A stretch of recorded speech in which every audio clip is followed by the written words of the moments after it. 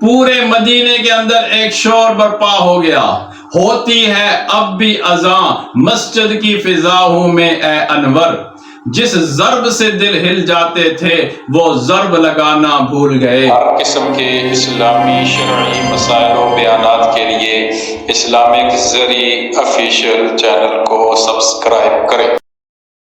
الحمدللہ رب العالمین، اما بعد فاعوذ باللہ من الشیطان الرجیم، بسم اللہ الرحمن الرحیم۔ محمد الرسول اللہ والذین معہ اشداء علی الکفار رحماء بینہم۔ پچھلی ویڈیو کے اندر حضرات صحابہ کرام اور اہل بیت کے محبت برے واقعات ذکر ہو رہے تھے۔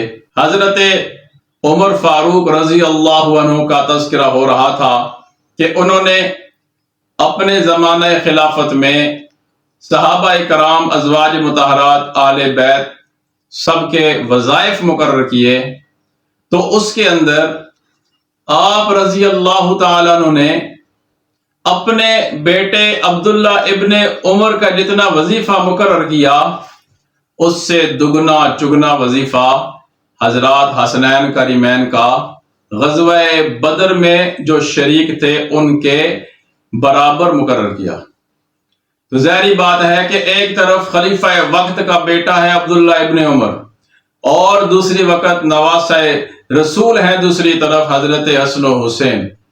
بیٹا اعتراض کر بیٹھا کہ میں بڑا ہوں، میں کئی غزوات میں آپ صلی اللہ علیہ وسلم کے ساتھ شریک ہوا ہوں، لیکن میرا وظیفہ آپ کم مقرر کر رہے ہیں، جبکہ آپ صلی اللہ علیہ وسلم اس دنیا سے رخصت ہوئے تھے اور حضرت امام حسن و حسین اس وقت 5، 6، 7 سال کی عمر میں تھے، آپ کے ساتھ کسی بھی غزوے میں وہ شریک نہیں ہو سکے، تو پھر ان کے وظائف غزوہ بدر میں شرکاء کے بقدر کیوں رکھے گئے ہیں؟ تو حضرت عمر فاروق رضی اللہ تعالی عنہ نے جو اس موقع پر سنہری جواب دیا، وہ جواب سونے کی تختی پر سنہری حروف سے لکھنے کے قابل ہے۔ یہی آپ کی محبت کی بہت بڑی نشانی ہے۔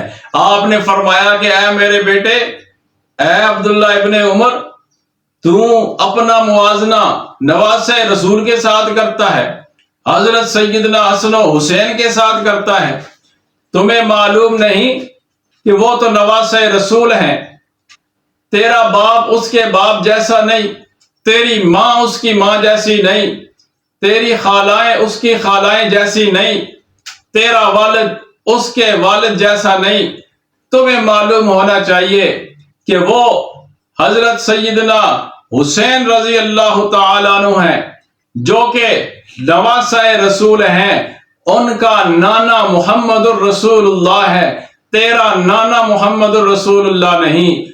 ان کی نانی سیدہ خدیجہ الکبریٰ ہیں، تیری نانی سیدہ خدیجہ الکبریٰ نہیں۔ ان کی ماں خاتون جنت سیدہ فاطمہ الزہرا ہیں، تیری ماں خاتون جنت نہیں۔ ان کی خالائیں سیدہ زینب، سیدہ رقیہ، سیدہ ام کلثوم نبی کی بیٹیاں ہیں، تیری خالائیں نبی کی بیٹیاں نہیں۔ اور اس کا والد وہ نبی کا چچا ذات بھائی ہے جن کو حضرت علی المرتضیٰ کہا جاتا ہے، اور تیرا والد نبی کا چچا ذات بھائی نہیں۔ تو اپنا موازنہ نواسہ رسول سے کرتا ہے، جگر گوشہ بطول سے کرتا ہے، حضرت سیدنا حسین ابن علی سے کرتا ہے، جبکہ تیرا موازنہ ان کے ساتھ ہو ہی نہیں سکتا۔ یہ حضرت سیدنا عمر فاروق رضی اللہ تعالی عنہ کی کتنی بڑی محبت تھی حضرات حسنین کریمین رضوان اللہ تعالی علیہم اجمعین سے۔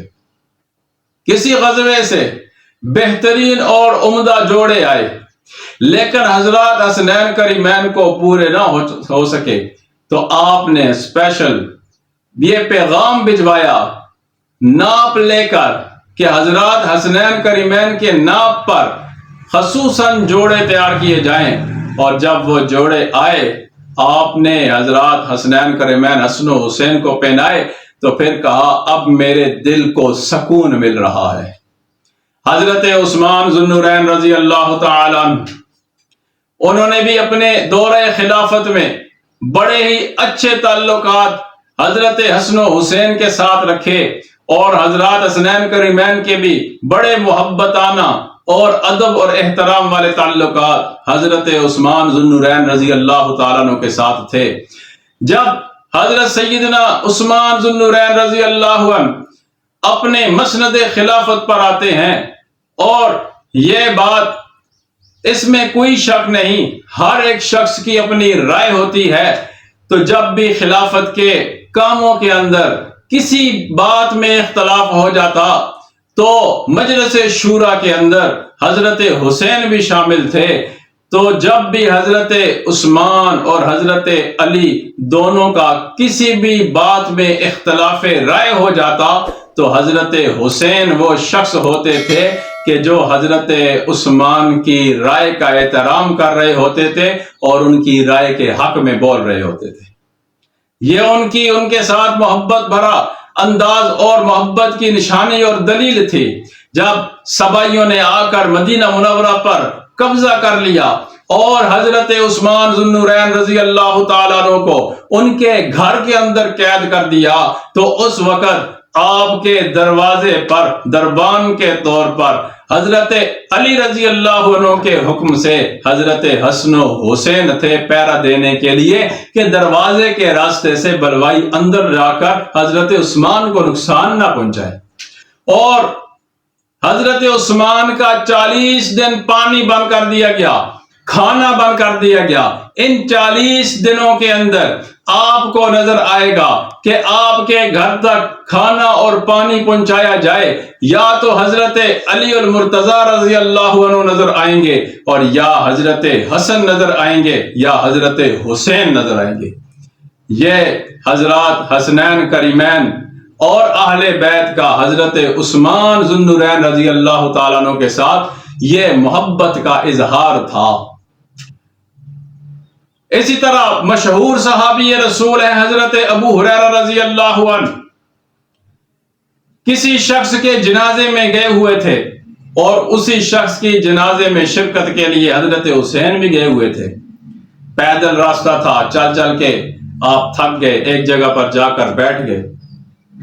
تو جب حضرت ابو ہریرہ رضی اللہ عنہ نے دیکھا کہ حضرت حسین نواسہ رسول جگر گوشہ بطول وہ تھک کر ایک جگہ پر آرام کرنے کے لیے بیٹھے ہیں، تو حضرت ابو ہریرہ رضی اللہ عنہ آتے ہیں، اپنے سر سے پگڑی اتارتے ہیں اور حضرت حسین رضی اللہ عنہ کے پاؤں کی دھول اور مٹی کو صاف کرنا شروع کر دیتے ہیں، پاؤں کو دبانا شروع کر دیتے ہیں۔ جب حضرت حسین دیکھتے ہیں تو فوراً اپنے پاؤں پیچھے کرتے ہیں اور کہتے ہیں کہ اے چچا ابو ہریرہ، یہ آپ کیا کر رہے ہیں؟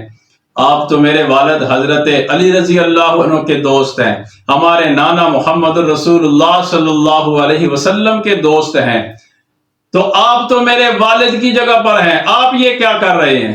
تو آپ نے فرمایا کہ اے حسین، میں نے تیرے نانا محمد رسول اللہ صلی اللہ علیہ وسلم سے یہ بات سنی ہے کہ حسین منی و انا من حسین، کہ حسین مجھ سے ہے اور میں حسین سے ہوں۔ اور پھر کہا کہ اے اللہ، تو بھی اس شخص سے محبت کر کہ جو شخص حسین سے محبت کرتا ہے، اور تو اس شخص کو جنت میں داخل کر کہ جو شخص حسین سے محبت کرتا ہے۔ میں آپ کے پاؤں دبا کر، آپ کے پاؤں کی دھول اور مٹی کو صاف کر کے، آپ سے محبت کر کے اللہ کے نبی کے فرمان کے مطابق جنت لینا چاہتا ہوں۔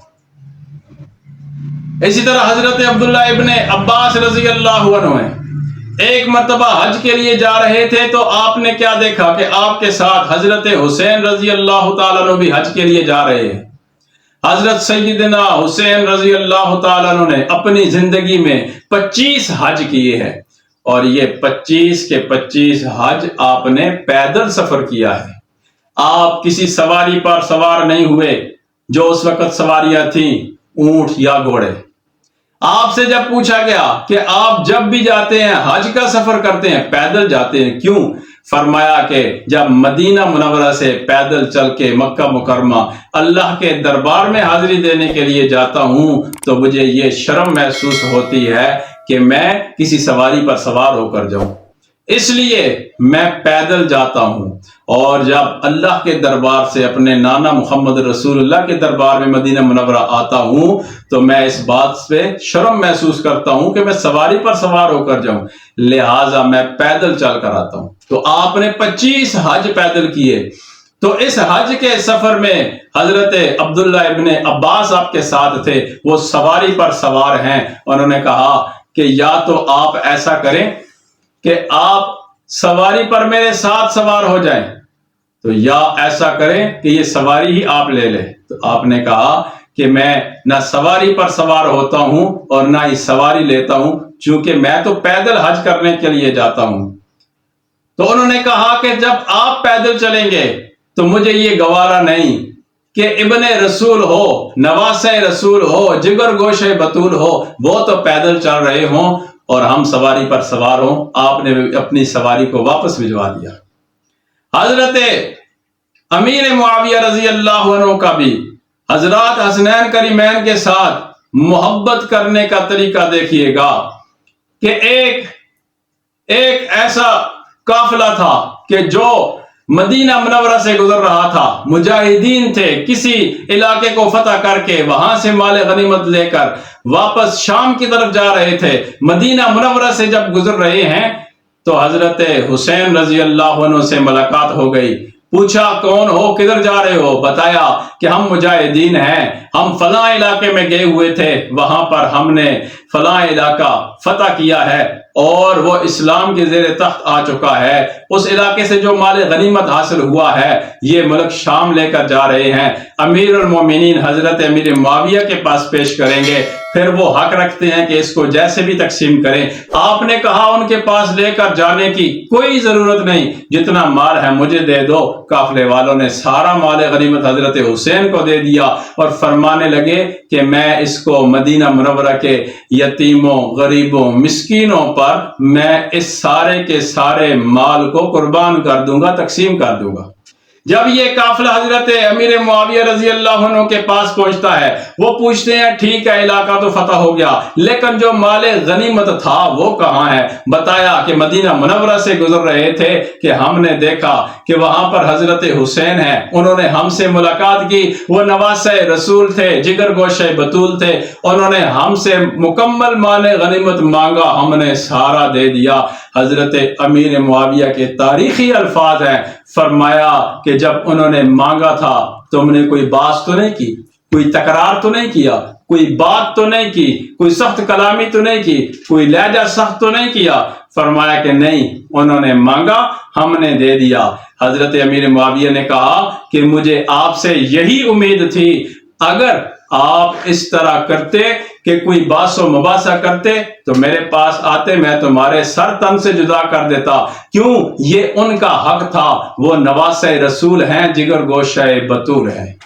جب یہ تمام واقعات دیکھے جاتے ہیں یا پڑھے جاتے ہیں تو سنے جاتے ہیں، جب یہ واقعات تو اس سے ایک ہی بات سمجھ آتی ہے، قرآن نے کہا ہے محمد الرسول اللہ والذین معہ اشداء علی الکفار رحماء بینہم، کہ یہ محمد الرسول اللہ، محمد اللہ کے رسول ہیں اور ان کے ساتھ جو ہیں والذین معہ اشداء علی الکفار، کفار کے مقابلے میں یہ سخت ہیں، رحماء بینہم، آپس میں پیار اور محبت سے رہنے والے ہیں۔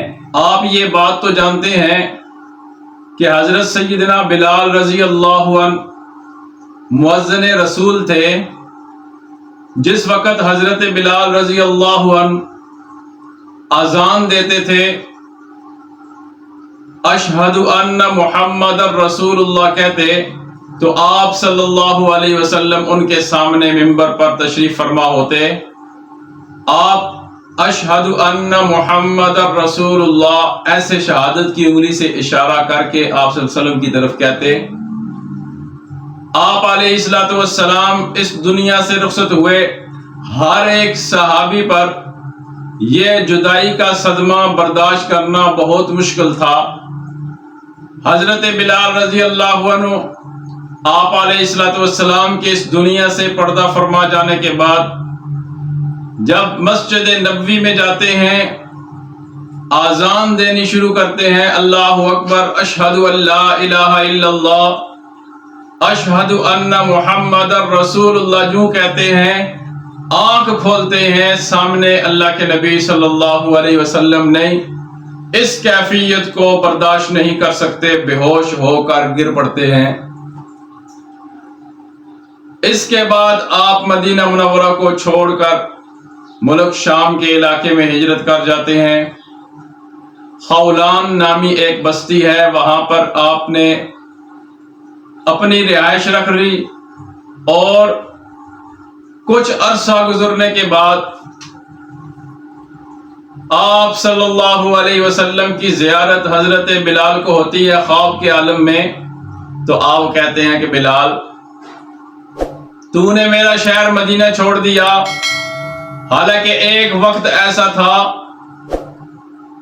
کہ مکے کی گلیوں کے اندر تجھے تڑپایا جاتا تھا، ستایا جاتا تھا، تجھے مارا جاتا تھا، گلیوں کے اندر گھسیٹا جاتا تھا، اور صرف اس وجہ سے، اور کوئی جرم نہیں تھا، تیرا جرم صرف یہ تھا کہ تو کلمہ پڑھتا تھا، لا الہ الا اللہ محمد الرسول اللہ۔ پھر ہجرت مدینہ ہوئی، تو نے بھی ہجرت کی اور مدینہ منورہ آ گیا۔ جب تجھے ستایا جاتا تھا، تڑپایا جاتا تھا، تیرے اوپر ظلم کیے جاتے تھے، تو اس وقت تو نے میرا پڑوس نہیں چھوڑا، اور اب تو کیوں میرا پڑوس چھوڑ کر اتنا دور چلا گیا ہے؟ بس یہ خواب کے عالم میں دیکھنا تھا، فوراً آنکھ کھل گئی، چیخیں مارتے ہوئے بیدار ہوئے، اسی وقت مدینہ منورہ کا سفر کرنا شروع کر دیا۔ راتوں کو سفر کیا، دنوں کو سفر کیا۔ جب مدینہ منورہ میں پہنچتے ہیں تو وہ فجر کی نماز کا وقت ہے، تہجد کا وقت چل رہا ہے، ابھی فجر کی اذان ہونی ہے۔ حضرت سیدنا حسن، سیدنا حسین، یہ نواسان رسول رضوان اللہ تعالی علیہم اجمعین مسجد نبوی کے اندر نماز تہجد ادا کرنے کے لیے آئے ہوئے ہیں۔ جو ہی نماز ختم کرتے ہیں تو کیا دیکھتے ہیں کہ ہمارے چچا بلال رضی اللہ عنہ تشریف فرما ہے۔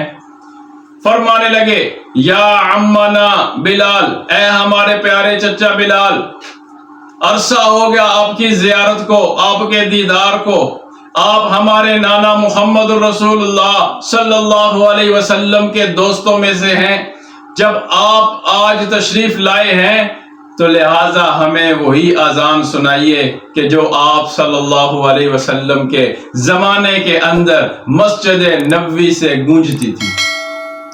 حضرت بلال رضی اللہ عنہ وہ نواسہ رسول کی اس فرمائش کو رد نہ کر سکے، چونکہ فرمائش کرنے والے کوئی اور نہیں تھے، حضرت سیدنا حسن و حسین تھے، اور آپ کی فرمائش کو کوئی بھی صحابی رد نہیں کر سکتا تھا۔ صرف حضرت بلال رضی اللہ عنہ نے ہر صحابی کا حضرات حسنین کریمین سے اسی طرح والہانہ محبت کرنے کا طریقہ تھا کہ وہ اپنی زبان مبارک سے کچھ بھی کہہ دیتے تو اس کو فوراً پورا کیا جاتا۔ حضرت بلال نے بھی حضرات حسنین کریمین کی فرمائش کو پورا کرتے ہوئے آذان دینا شروع کر دی مسجد نبوی کے اندر۔ آذان کی آواز مدینہ کی گلیوں کے اندر کیا گونجی، پورے مدینے میں کوہرام مچ گیا۔ مدینے کے بچے، بوڑھے، جوان، مرد، عورت روتے ہوئے، دھاڑے مارتے ہوئے مسجد نبوی کی طرف آ رہے ہیں، اور یہ دیکھنے کے لیے آ رہے ہیں کہ کیا مسجد نبوی کے اندر یہ مؤذن آپ علیہ السلام کے زمانے میں اذان دیتا تھا، مؤذن تو آ گیا ہے، کیا امام بھی واپس آیا ہے یا کہ نہیں؟ حالانکہ امام اس جگہ پر پہنچ چکا تھا جہاں سے واپسی کی کوئی صورتحال نہیں ہوتی۔ پورے مدینے کے اندر ایک شور برپا ہو گیا، ہوتی ہے اب بھی اذان مسجد کی فضاؤں میں اے انور، جس ضرب سے دل ہل جاتے تھے وہ ضرب لگانا بھول گئے، جس ضرب سے